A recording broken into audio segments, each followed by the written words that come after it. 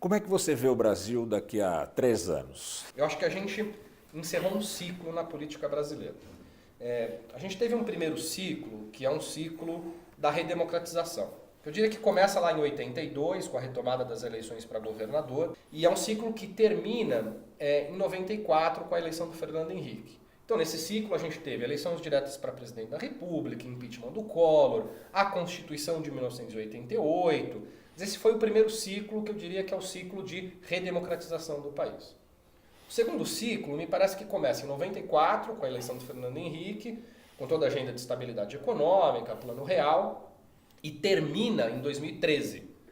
Por que termina em 2013? Eu acho que as manifestações juninas de 2013 são um marco do fim de um período de estabilidade política e econômica do país. A partir de 2013, isso mudou. Me parece que a brecha que se abriu em 2013 de instabilidade, ela culmina na eleição do Bolsonaro. Então 2013 termina em 2018 com a eleição do Bolsonaro. Acredito que a partir de 1º de janeiro de 2019 a gente inicia um terceiro ciclo. Quais são as minhas apostas desse terceiro ciclo?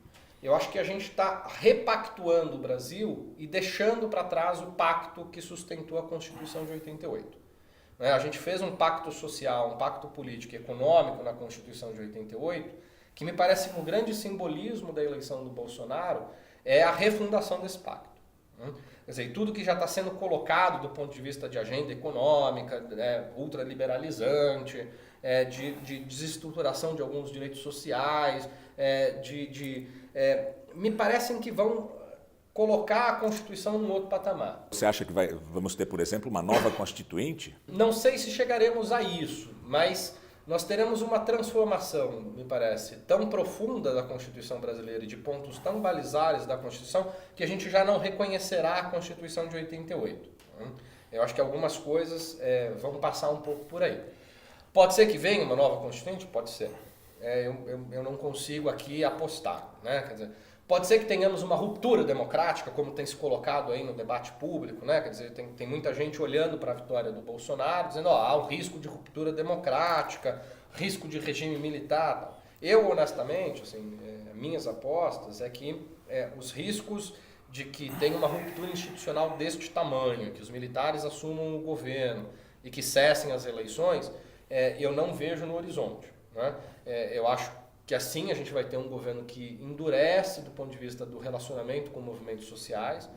O Bolsonaro, mesmo depois de eleito, tem feito falas bastante duras em relação ao MST e ao MTST, quer dizer, no sentido de criminalizar esses movimentos sociais, de transformar as suas ações em atos terroristas. Então acho que muda, é um marco muito importante e que eu estou colocando isso no Pacto Democrático de 88. A forma de você lidar com os movimentos sociais, com os movimentos políticos, a forma do Estado tolerar e não criminalizar é parte do Pacto de 88. Eu acho que isso se rompe. Então acho que é um governo que endurece nessas agendas, é um governo que vai ter um perfil muito mais forte do ponto de vista de restrição de alguns direitos civis, de retrocesso em alguns direitos civis, de uma atuação em que o debate, por exemplo, a liberdade de cátedra nas universidades entra no centro do debate. Liberdade de imprensa pode ser tocada? Liberdade de imprensa, veja, o ex-governador Geraldo Alckmin hoje foi bastante contundente, ele fez uma crítica bastante forte ao Bolsonaro no que diz respeito às críticas que ele fez à Folha de São Paulo. Então fica uma questão um tanto quanto no ar em relação às liberdades de imprensa. E a questão das liberdades acadêmicas com a pauta do Escola Sem Partido. Veja, a universidade formou boa parte da nossa elite política nos últimos séculos. Então, quer dizer, não dá para dizer que nossa elite política está alinhada com o marxismo, como que se coloca do ponto de vista dessa agenda do debate de Escola Sem Partido. Não dá para dizer que você é um otimista. Não dá para dizer que eu sou um otimista, Gamberini, mas também não sou o pessimista mais convicto. Sou um pessimista do ponto de vista de ver muita instabilidade pela frente. Mas acho que a gente tem condições de lidar com essas instabilidades ainda dentro do sistema democrático.